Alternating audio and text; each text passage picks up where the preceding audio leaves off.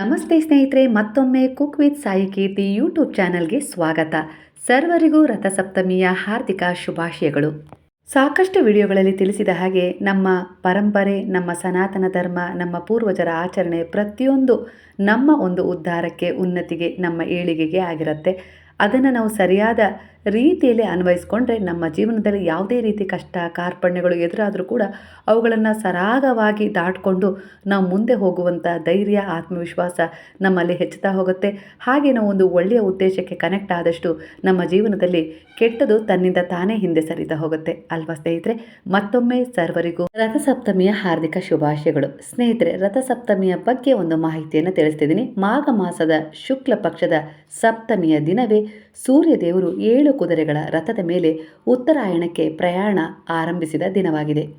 ಒಮ್ಮೆ ಸೂರ್ಯನ ಪತ್ನಿಯಾದ ಸಂಜ್ಞಾದೇವಿ ಸೂರ್ಯನ ತಾಪವನ್ನು ಸಹಿಸಲಾರದೆ ತಮ್ಮ ಛಾಯೆಯನ್ನು ಅಂದರೆ ನೆರಳನ್ನು, ತಮ್ಮದೇ ಆದ ಪ್ರತಿಬಿಂಬವನ್ನು ಸೃಷ್ಟಿ ಮಾಡಿ ಅದಕ್ಕೆ ಛಾಯಾ ಎನ್ನುವ ಹೆಸರನ್ನು ಕೊಟ್ಟು ತಪಸ್ಸಿಗೆ ಹೊರಡ್ತಾಳೆ. ಸೂರ್ಯದೇವ ಮತ್ತು ಛಾಯಾದೇವಿಯಿಂದ ಶನಿದೇವರು ಜನಿಸ್ತಾರೆ. ಇದನ್ನು ತಿಳಿದ ಈ ಎಲ್ಲ ಸಂಪೂರ್ಣವಾದ ಒಂದು ಮಾಹಿತಿಯನ್ನು ತಿಳಿದ ನಂತರ ಯಮದೇವರು ಅಂದರೆ ಸೂರ್ಯದೇವ ಸಂಜ್ಞಾದೇವಿಯ ಪುತ್ರನಾದ ಯಮದೇವರು ತನ್ನ ತಾಯಿ ತಮ್ಮಿಂದ ದೂರವಾದ ದುಃಖವನ್ನು ಸಹಿಸಲಾರದೆ ತಂದೆಯಾದ ಸೂರ್ಯದೇವನಿಗೆ ಶಾಪ ಕೊಡ್ತಾರೆ.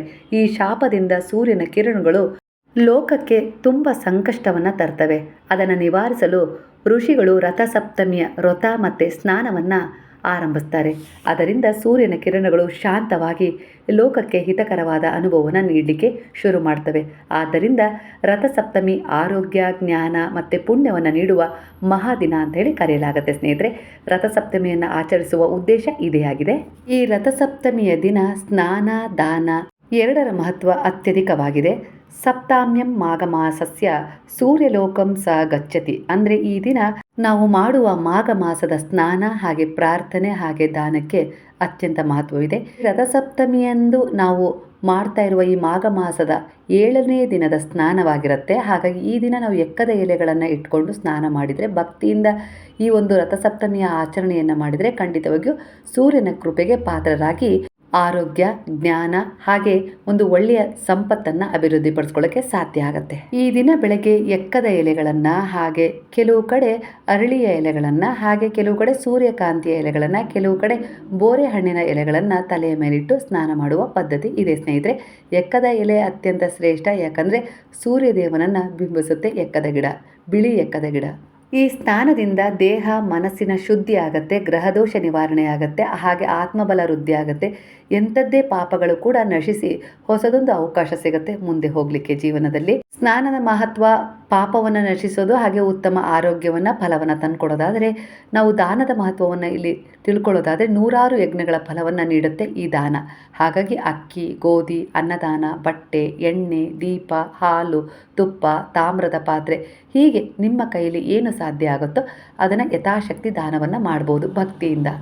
ಪುರಾಣಗಳ ಪ್ರಕಾರ ಎಕ್ಕದ ಗಿಡ ಸೂರ್ಯನ ತೇಜಸ್ಸಿನಿಂದ ಜನಿಸಿದ ದಿವ್ಯ ಸಸ್ಯ. ಅದರಲ್ಲಿ ಉಷ್ಣಶಕ್ತಿ, ಶುದ್ಧೀಕರಣದ ಶಕ್ತಿ ಮತ್ತು ಔಷಧದ ಗುಣಗಳು ಇವೆ. ಹಾಗಾಗಿ ರಥಸಪ್ತಮಿಯಿಂದ ತಲೆಯ ಮೇಲೆ, ಹಾಗೆ ಭುಜದ ಮೇಲೆ, ಹೊಕ್ಕಳಿನ ಮೇಲೆ, ಮಂಡಿಯ ಮೇಲೆ 2 ಪಾದಗಳಿರ್ತವಲ್ವ, ಆ ಕಡೆ ಈ ಕಡೆ 2 ಒಟ್ಟಾರೆಯಾಗಿ 7 ಎಕ್ಕದ ಎಲೆಗಳನ್ನು ದೇಹದ ಮೇಲೆ ಇಟ್ಕೊಂಡು ನಾವು ಸ್ನಾನ ಮಾಡ್ತೀವಿ ಈ ದಿನ.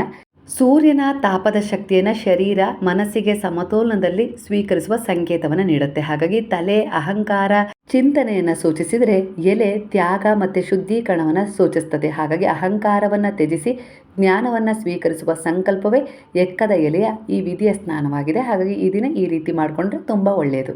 ನಮ್ಮ ಶಾಸ್ತ್ರಗಳು ಎಷ್ಟೇ ಒಂದು ಪೂಜಾ ವಿಧಾನಗಳನ್ನು ತಿಳಿಸಿದರೂ ಕೂಡ ಅದರಲ್ಲಿ ಒಂದು ತರ್ಕ ಮಾಡೋರ ಒಂದು ವಿಚಾರ ಇದ್ದೇ ಇರುತ್ತೆ. ಹಾಗೆ ನೋಡಿದರೆ ಎಕ್ಕದ ಎಲೆಯ ಉಷ್ಣಗುಣ, ಶೀತ ದೋಷ, ಸೌಮ್ಯ ಗ್ರಹದ ದೋಷ, ಆಲಸ್ಯ ನಿವಾರಣೆಗೆ ಸಹಾಯಕವಾಗುತ್ತೆ. ಹಾಗಾಗಿ ನಕಾರಾತ್ಮಕ ಶಕ್ತಿಗಳನ್ನು ದೂರ ಮಾಡುತ್ತೆ ಎನ್ನುವ ನಂಬಿಕೆ ಕೂಡ ಇದೆ. ಹಾಗಾಗಿ ನಾವು ಸೈಂಟಿಫಿಕ್ ಆಗಿ, ವೈಜ್ಞಾನಿಕವಾಗಿ ಎಕ್ಕದ ಎಲೆಯ ಸ್ನಾನವನ್ನು ಶ್ರೇಷ್ಠ ಅಂತ ಹೇಳಿ ಒಪ್ಕೊಳ್ತೀವಿ.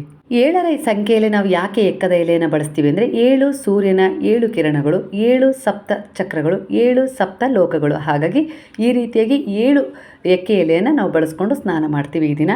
ಸ್ನಾನದ ಸಮಯದಲ್ಲಾಗಿರ್ಬೋದು ಅಥವಾ ಸೂರ್ಯನ ಧ್ಯಾನದಲ್ಲಿ ನೀವು ಜಪಿಸಬಹುದಾದ ಒಂದು ಶ್ಲೋಕವನ್ನು ಇಲ್ಲಿ ಹೇಳ್ಕೊಡ್ತೀನಿ. ಅರ್ಕಪತ್ರಂ ಮಹಾಪುಣ್ಯಂ ಸೂರ್ಯ ಪ್ರೀತಿಕರಂ ಸದಾ ಶಿರಸಾಧಾರಯೇದಸ್ತ್ಯು ಸರ್ವ ಪಾಪೈ ಪ್ರಮುಚ್ಯತೆ ಅನ್ನುವ ಮಂತ್ರವನ್ನು ಹೇಳ್ಕೊಳ್ಳಿ. ಈ ಮಂತ್ರ ಬರಲಿಲ್ಲ ಅಂದರೆ ನೀವೇನು ಹೆದರೋ ಅವಶ್ಯಕತೆ ಇಲ್ಲ. ಭಕ್ತಿಯಿಂದ ಓಂ ನಮೋ ಸೂರ್ಯದೇವಾಯ ನಮಃ ಅಂತ ಹೇಳ್ಕೊಂಡು ಸ್ನಾನವನ್ನು ಮಾಡ್ಕೊಳ್ಳಿ. ಎಕ್ಕದ ಎಲೆ ಮಹಾಪುಣ್ಯಕರವಾದುದು. ಅದು ಸದಾ ಸೂರ್ಯದೇವರಿಗೆ ಪ್ರಿಯ. ಯಾರು ಅದನ್ನು ಶಿರಸಿನಲ್ಲಿ ಧರಿಸಿ ಸ್ನಾನ ಮಾಡುತ್ತಾರೋ ಅವರು ಎಲ್ಲ ಪಾಪಗಳಿಂದ ಮುಕ್ತರಾಗ್ತಾರೆ ಅನ್ನೋದು ಪುರಾಣಗಳಲ್ಲಿ ಉಲ್ಲೇಖವಾಗಿದೆ ಸ್ನೇಹಿತರೆ. ಎಕ್ಕದ ಎಲೆ ಕೇವಲ ಎಲೆಯಲ್ಲ, ಸೂರ್ಯ ಜ್ಞಾನವನ್ನು ತಲೆಗೆ ಧರಿಸುವ ಸಂಕೇತವಾಗಿದೆ. ಅಂಧಕಾರದಿಂದ ಬೆಳಕಿನತ್ತ ನಡೆಯುವ ಪ್ರತಿಜ್ಞೆಯಾಗಿರುತ್ತೆ. ಹಾಗಾಗಿ ಈ ದಿನ ಒಂದು ಹಿತ್ತಾಳೆ ಇಲ್ಲ ತಾಮ್ರದ ಒಂದು ಲೋಟವನ್ನಾಗಿರ್ಬೋದು, ಚೊಂಬನ್ನಾದರೂ ತಗೊಂಡು ಶುದ್ಧವಾದ ನೀರನ್ನು ತುಂಬಿಸಿ ಕೆಂಪು ಬಣ್ಣದ ಹೂವನ್ನು ಹಾಕಿ ಅರ್ಘ್ಯವನ್ನು ಸಮರ್ಪಣೆ ಮಾಡಿ 12 ನಮಸ್ಕಾರಗಳನ್ನು ಮಾಡಿ 12 ವಿಧ ವಿಧವಾದ ನಾಮಸ್ಮರಣೆಯನ್ನು ಮಾಡಲಿಕ್ಕೆ ಬಂದರೆ ಮಾಡಿ, ಇಲ್ಲ ಅಂದರೆ ಓಂ ನಮೋ ಸೂರ್ಯದೇವಾಯ ನಮಃ ಅಂತ ಹೇಳ್ಕೊಳ್ಳಿ. ಸೂರ್ಯನ ಕಿರಣಗಳು ಲೋಕದಲ್ಲಿ ರೋಗ ದುಃಖ ಅಶಾಂತಿಯನ್ನು ಹೆಚ್ಚು ಮಾಡ್ತವೆ. ಆ ಸಮಯದಲ್ಲೇ ರಥಸಪ್ತಮಿಯ ಒಂದು ಸ್ನಾನ ಹಾಗೆ ಒಂದು ದಾನದ ಮಹತ್ವವನ್ನು ಋಷಿಮುನಿಗಳು ಈ ಲೋಕಕ್ಕೆ ಪರಿಚಯ ಮಾಡಿಕೊಟ್ಟಿದ್ದಾರೆ ಅಂದರೆ ಅರ್ಥ ಮಾಡ್ಕೊಳ್ಳಿ. ಈ ದಿನ ಎಂತಹ ಶಕ್ತಿಯನ್ನು ನಾವು ಪಡ್ಕೊಳ್ಬೋದು ಅಂತೇಳಿ. ಹಾಗಾಗಿ ಶುದ್ಧ ಮನಸ್ಸಿನಿಂದ ಸಮುದ್ರ ಸ್ನಾನ ಹೋಗಿ ಮಾಡಿದರೂ ಆಯಿತು, ಇಲ್ಲ ಅಂದರೆ ಮನೆಯಲ್ಲೇ ಆ ನದಿಗಳನ್ನು ನೆನಪು ಮಾಡಿಕೊಂಡು 7 ಎಕ್ಕದ ಎಲೆಗಳನ್ನು ತಲೆಯ ಮೇಲೆ, ಭುಜದ ಮೇಲೆ, ಮಂಡಿಯ ಮೇಲೆ, ಹೊಕ್ಕಳ ಮೇಲೆ, 2 ಪಾದಗಳ ಮೇಲೆ ಇಟ್ಟು ಸ್ನಾನವನ್ನು ಮಾಡಿಕೊಂಡ್ರೆ ಅನೇಕ ರೀತಿಯ ಸಮಸ್ಯೆಗಳಿಂದ ಹೊರಗೆ ಬರ್ತೀವಿ. ಹಾಗೆ ಸೂರ್ಯನಿಗೆ ಅರ್ಘ್ಯ ಕೊಡೋದನ್ನು ಮರಿಬೇಡಿ. ಹಾಗೆ ನಮಸ್ಕಾರವನ್ನು ಮಾಡೋದನ್ನು ಯಾವತ್ತಿಗೂ ಮರಿಬೇಡಿ, ಯಾಕಂದರೆ ಸೂರ್ಯ ನಮಸ್ಕಾರ ಪ್ರಿಯ. ಈ ದಿನ ನೀವು ಸೂರ್ಯನನ್ನು ಸ್ಮರಣೆ ಮಾಡಿಕೊಂಡು ನಮಸ್ಕಾರ ಮಾಡೋದ್ರಿಂದ, ಶುದ್ಧವಾದ ಮನಸ್ಸಿನಿಂದ ಅವರನ್ನು ಆರಾಧನೆ ಮಾಡೋದ್ರಿಂದ ರೋಗ ದುಃಖ ಶೋಕಗಳಿಂದ ಮುಕ್ತರಾಗ್ತೀರಾ. ಪೂಜಾ ಕ್ರಮವನ್ನು ತಿಳಿಸೋಣ ಅಂದರೆ ಇಲ್ಲಿ ವಿಭಿನ್ನವಾದ ಆಚರಣೆಗಳು ಇದ್ದೇ ಇರ್ತವೆ. ನಿಮ್ಮ ಪದ್ಧತಿಗಳಿಗೆ ಅನುಸಾರವಾಗಿ ನಿಮ್ಮ ಒಂದು ಪೂರ್ವಜರು ಯಾವ ರೀತಿ ಹೇಳ್ಕೊಟ್ಟಿದ್ದಾರೋ ಅದೇ ರೀತಿಯಲ್ಲಿ ಶ್ರದ್ಧೆಯಿಂದ ಭಕ್ತಿಯಿಂದ ಸರಳವಾಗಿ ಮಾಡ್ಕೊಳ್ಳಿ. ಖಂಡಿತವಾಗಿ ಒಳ್ಳೆಯದಾಗುತ್ತೆ. ಹಾಗೆ ಮಾಡಬೇಕು ಹೀಗೆ ಮಾಡಬೇಕು ಅಂತ ಏನಿಲ್ಲ. ನಿಮ್ಮ ಮನಸ್ಸಿಗೆ ಅದು ಶಾಂತಿ ಕೊಟ್ಟರೆ, ತೃಪ್ತಿ ಕೊಟ್ಟರೆ ಅಷ್ಟೇ ಸಾಕು. ಭಕ್ತಿ ಭಾವದಿಂದ ಮಾಡ್ಕೊಳ್ಳಿ. ಅದು ಭಗವಂತನನ್ನು ಪ್ರಸನ್ನಗೊಳಿಸೋ ಹಾಗೆ ಇರಬೇಕೆ ಹೊರತು ಯಾರನ್ನೂ ಮೆಚ್ಚಿಸೋ ಹಾಗೆ ಇರಬಾರ್ದು. ಅಷ್ಟನ್ನು ಗಮನದಲ್ಲಿಟ್ಕೊಂಡು ನೀವು ಯಾವುದೇ ರೀತಿ ಪೂಜೆ ಮಾಡಿದರೂ ಅದಕ್ಕೆ ತಕ್ಕ ಹಾಗೆ ಫಲ ಸಿಗ್ತಾ ಹೋಗುತ್ತೆ. ಸಂಕಲ್ಪದ ವಿಚಾರಕ್ಕೆ ಬಂದರೆ ನಿಮ್ಮ ಮನಸ್ಸಲ್ಲಿ ನಾನು ಅದನ್ನು ಮಾಡೇ ಮಾಡ್ತೀನಿ ಎನ್ನುವ ದೃಢ ಸಂಕಲ್ಪ ಇರುತ್ತಲ್ಲ, ಅದೇ ಸಂಕಲ್ಪ. ಹಾಗಾಗಿ ಸಂಕಲ್ಪ ಮಾಡಲಿಕ್ಕೆ ಬರೋದಿಲ್ಲ ಅನ್ನೋ ರೀತಿಯಲ್ಲೂ ಯಾವುದೇ ರೀತಿ ವಿಚಾರ ಮಾಡಬೇಡಿ. ನನ್ನ ಕೈಲಾದಷ್ಟು ನಾನು ಈ ರೀತಿಯಾಗಿ ಸೂರ್ಯದೇವರಿಗೆ ಇವತ್ತಿನ ದಿನ ಪೂಜೆಯನ್ನು ಮಾಡ್ತೀನಿ ಅನ್ನೋ ರೀತಿಯಲ್ಲಿ ನೀವು ಮನಸ್ಸಲ್ಲಿ ಅಂದ್ಕೊಳ್ತಿರಲ್ಲ ದೃಢ ವಿಶ್ವಾಸದೊಂದಿಗೆ, ಅದೇ ಸಂಕಲ್ಪ ಆಗಿರುತ್ತೆ. ಹಾಗಾಗಿ ಮನಸ್ಸಿಗಿಂತ ಮನಸ್ಸಲ್ಲಿ ಮೂಡಿಸ್ಕೊಳ್ಳುವ ಈ ವಿಚಾರದ ಒಂದು ದೃಢವಾದ ನಿಲುವಿನ ಸಂಕಲ್ಪಗಿಂತ ಬೇರೆ ಯಾವುದೇ ರೀತಿಯ ಸಂಕಲ್ಪ ಇರೋದಿಲ್ಲ. ಹಾಗಾಗಿ ಈ ಸಂಕಲ್ಪದೊಂದಿಗೆ ನೀವು ಎಷ್ಟಾಗುತ್ತೋ ಅಷ್ಟು ನಿಷ್ಠೆಯಿಂದ ಸೂರ್ಯದೇವರನ್ನು ಈ ದಿನ ಆರಾಧನೆ ಮಾಡಿರಿ. ಎಕ್ಕದ ಎಲೆಗಳನ್ನು ನಾವು ಈ ದಿನ ಯಾವಾಗಲಾದರೂ ತಲೆ ಮೇಲೆ ಇಟ್ಕೊಂಡು ಸ್ನಾನ ಮಾಡ್ಬೋದು. ಬೆಳಗ್ಗೆನೇ ಆಗಲಿಲ್ಲ, ಮರ್ತೋಯ್ತು, ಇಲ್ಲ ಎಕ್ಕದ ಎಲೆ ಸಿಗಲಿಲ್ಲ ಅಂದರೆ ಅಭಿಜಿನ್ ಮುಹೂರ್ತ ಅಂದರೆ ಒಂದು ಏನು ಅಭಿಜಿನ್ ಮುಹೂರ್ತ ಅಂತ ಇರುತ್ತಲ್ಲ, ಒಂದು 11-12 ಗಂಟೆ ಈ ಸಮಯದಲ್ಲಿ ಆ ಒಂದು ಅಭಿಜಿನ್ ಮುಹೂರ್ತದ ಸಮಯವನ್ನು ನೋಡಿಕೊಂಡು ಆ ಸಮಯದಲ್ಲೂ ಕೂಡ ಸ್ನಾನವನ್ನು ಮಾಡ್ಕೊಳ್ಳಿ. ಒಟ್ಟಾರೆಯಾಗಿ ಸೂರ್ಯ ಮುಳುಗೋದ್ರೊಳಗೆ ಆ ಸಮಯದಲ್ಲೂ ಕೂಡ ನೀವು ಸ್ನಾನವನ್ನು ಮಾಡ್ಕೊಳ್ಬೋದು. ಈ 3 ಸಮಯದಲ್ಲಿ ಯಾವುದಾದ್ರೂ ಸಮಯದಲ್ಲಿ ಮಾಡ್ಕೊಳ್ಳಿ. ಬೆಳಗ್ಗೆ ನಾವು ದಿನನಿತ್ಯ ಸ್ನಾನ ಮಾಡ್ತೀವಲ್ವ, ಹಾಗಾಗಿ ಬೆಳಗಿನ ಸ್ನಾನಕ್ಕೆ ಅತಿ ಪ್ರಾಮುಖ್ಯತೆ ಹೆಚ್ಚಾಗಿರುತ್ತೆ. ಯಾಕಂದರೆ ಆ ದಿನದ ಶುಭ ಆರಂಭವನ್ನು ಒಂದು ಸ್ನಾನದೊಂದಿಗೆ ಒಂದು ಪೂಜೆಯೊಂದಿಗೆ ಮಾಡ್ತೀವಲ್ವ, ಹಾಗಾಗಿ ಬೆಳಗಿನ ಸ್ನಾನ ಅತ್ಯುತ್ತಮ. ನೀವು ಸಂಜೆ ಮಾಡ್ತೀವಿ ಅಂದರೆ ಖಂಡಿತ ಮಾಡ್ಬೋದು, ತಪ್ಪೇನಿಲ್ಲ. ಸಮಯಕ್ಕಿಂತ ನೀವೇನು ಕೊಡ್ತೀರಾ ಅನ್ನೋದಕ್ಕಿಂತ ಭಗವಂತನಿಗೆ ನಿಮ್ಮ ಶ್ರದ್ಧೆ ಮುಖ್ಯ, ಭಕ್ತಿ ಮುಖ್ಯ. ನಿಷ್ಕಲ್ಮಶವಾದ ಭಕ್ತಿಯ ಭಾವಕ್ಕೆ ಭಗವಂತ ಯಾವತ್ತೂ ಒಲಿಯೋದು. ಹಾಗಾಗಿ ಮಾಡ್ಕೊಳ್ಳಿ ನಿಸ್ಸಂದೇಹವಾಗಿ. ಸಂದೇಹ ಪಟ್ಟರೆ ಜೀವನದಲ್ಲಿ ನೀವು ಯಾವುದೇ ರೀತಿ ಪೂಜೆ ಮಾಡಲಿಕ್ಕೆ ಆಗೋದಿಲ್ಲ ಅಲ್ವಾ. ಸಮರ್ಪಣಾ ಭಾವದಿಂದ ನೀವು ನಂಬಿದ ದೇವರುಗಳಿಗೆ, ಸೂರ್ಯನಿಗೆ ಸಮರ್ಪಣೆಯಾಗಿ ನೀವು ಯಾವುದೇ ರೀತಿಯ ಒಂದು ಪೂಜೆಯನ್ನು ಭಕ್ತಿಯಿಂದ ಮಾಡಿಕೊಂಡಾಗ ಖಂಡಿತವಾಗಿ ಹೋಗಿ ಅದು ಅವರಿಗೆ ಸಲ್ಲತ್ತೆ. ಮೊದಲನೇದಾಗಿ ನಿಮ್ಮ ತಂದೆ ತಾಯಿಯ ಆಶೀರ್ವಾದವನ್ನು ತಗೊಳ್ಳೋದನ್ನು ಮರಿಬೇಡಿ. ಹಾಗೆ ಒಂದು ತಟ್ಟೆಯಲ್ಲಿ ಗೋಧಿಯನ್ನು ಹರಡಿ ಆ ಗೋಧಿಯ ಮೇಲೆ 7 ಎಕ್ಕದ ಎಲೆಗಳನ್ನು ಇಟ್ಟು 7 ದೀಪಗಳನ್ನು ಅಂದರೆ ಮಣ್ಣಿನ ದೀಪಗಳನ್ನು ಇಟ್ಟು ಅದರಲ್ಲಿ ಎಣ್ಣೆ ಇಲ್ಲವೇ ತುಪ್ಪವನ್ನು ತುಂಬಿಸಿ ಬತ್ತಿಗಳನ್ನು ಹಾಕಿ ದೀಪಗಳನ್ನು ಬೆಳಗಿಸಿ ನಂತರ ಸೂರ್ಯದೇವರಿಗೆ ಆ ದೀಪವನ್ನು ಬೆಳಗಿಸ್ಬೋದು ಆರತಿಯ ರೂಪದಲ್ಲಿ. ಈ ರೀತಿ ಕೂಡ ಮಾಡ್ಬೋದು. ನಿಮ್ಮ ಭಕ್ತಿ ಪ್ರೀತಿಯ ಅನುಸಾರವಾಗಿ ನೀವು ಯಾವ ರೀತಿ ಭಕ್ತಿ ಶ್ರದ್ಧೆ ಏಕಾಗ್ರತೆಯಿಂದ ಭಗವಂತನನ್ನು ಆರಾಧನೆ ಮಾಡ್ತೀರೋ ಆ ರೀತಿ ಮಾಡ್ಕೊಳ್ಳಿ. ಈ ದಿನ ಯೋಗ್ಯ ಬ್ರಾಹ್ಮಣರಿಗೆ, ಯೋಗ್ಯವಾದವರಿಗೆ ದಾನ ಧರ್ಮದ ಸೇವೆಯನ್ನು ಮಾಡಿ. ಅಂದರೆ ಅದರ ಅವಶ್ಯಕತೆ ಇರುತ್ತಲ್ಲ ಅಂಥವರಿಗೆ ದಾನ ಧರ್ಮದ ಒಂದು ಸೇವೆಯನ್ನು ಮಾಡಿ.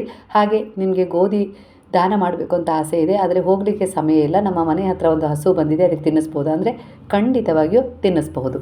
ಗೋಧಿಯ ಜೊತೆ ಬೆಲ್ಲವನ್ನು ಬೆರೆಸಿ ತಿನ್ನಿಸಿ. ಹಾಗೆ ಈ ದಿನ ನೀವು ಗುರುವಿನ ಮಂದಿರಕ್ಕೂ ಕೂಡ ಗೋಧಿ ಬೆಲ್ಲವನ್ನು ದಾನವಾಗಿ ಕೊಡ್ಬೋದು. ರಥಸಪ್ತಮಿಯ ಮಾಹಿತಿಯನ್ನು ನನಗೆ ತಿಳಿದಷ್ಟು ನಾನು ಯಾವ ರೀತಿ ಆಚರಣೆ ಮಾಡ್ತೀನೋ ಆ ಒಂದು ಪದ್ಧತಿ ಅನುಸಾರವಾಗಿ ನಾನು ತಿಳ್ಕೊಂಡಷ್ಟು ನಿಮಗೆ ತಿಳಿಸಿದ್ದೀನಿ. ಏನಾದರೂ ಇದರಲ್ಲಿ ಹೆಚ್ಚು ಕಡಿಮೆ ಆಗಿದ್ದರೆ ಕ್ಷಮಿಸಿ. ಯಾಕಂದರೆ ಬೇರೆ ಬೇರೆ ಭಿನ್ನ ಭಿನ್ನವಾದ ಆಚರಣೆಗಳು ಆಯಾ ಪ್ರಾಂತ್ಯಕ್ಕೆ ತಕ್ಕ ಹಾಗೆ ಇರ್ತವೆ. ನಮ್ಮ ಆಚರಣೆಗಳ ಭಾರವನ್ನು ನಿಮ್ಮ ಮೇಲೆ ಹೊರಿಸೋದು ತಪ್ಪು. ಹಾಗಾಗಿ ಭಕ್ತಿ, ಶ್ರದ್ಧೆ, ಏಕಾಗ್ರತೆಯಿಂದ ನಿಮ್ಮ ಆಚರಣೆಗಳು ಹೇಗಿರ್ತವೋ ಅದಕ್ಕೆ ತಕ್ಕ ಹಾಗೆ ಮಾಡಿ. ಅದಕ್ಕೆ ನಾನು ಇಲ್ಲಿ ತಿಳಿಸ್ತಾ ಇರೋದು ರಥಸಪ್ತಮಿಯ ಒಂದು ಸಂಪೂರ್ಣ ಮಹತ್ವವನ್ನು ನಾನಿಲ್ಲಿ ತಿಳಿಸಿದ್ದೀನಿ. ಯಾಕೆ ನಾವು ರಥಸಪ್ತಮಿಯ ಆಚರಣೆಯನ್ನು ಮಾಡ್ತೀವಿ ಅಂತ ಹೇಳಿ. ಸ್ನೇಹಿತರೆ, ಮಾಹಿತಿ ಇಷ್ಟವಾಗಿದೆ ಅಂತ ಅಂದ್ಕೊಳ್ತೀನಿ. ಹಾಗಾದರೆ ಮತ್ತೊಂದು ಒಳ್ಳೆಯ ಮಾಹಿತಿಯೊಂದಿಗೆ ನಿಮ್ಮನ್ನು ಭೇಟಿ ಆಗ್ತೀನಿ. ಅಲ್ಲಿವರೆಗೂ ನಮಸ್ತೆ. ಹಾಗಾದರೆ ಎಲ್ಲರೂ ಸೇರಿ ಹೇಳೋಣ, ಹರೇ ರಾಮ ರಾಮ ರಾಮ ಹರೇ ಹರೇ, ಹರೇ ಕೃಷ್ಣ ಕೃಷ್ಣ ಕೃಷ್ಣ ಹರೇ ಹರೇ, ಹರೇ ಸಾಯಿ ಸಾಯಿ ಸಾಯಿ ಹರೇ ಹರೇ, ಹರೇ ಬಾಬಾ ಬಾಬಾ ಬಾಬಾ ಹರೇ ಹರೇ, ಹರೇ ದತ್ತ ದತ್ತ ದತ್ತ ಹರೇ ಹರೇ.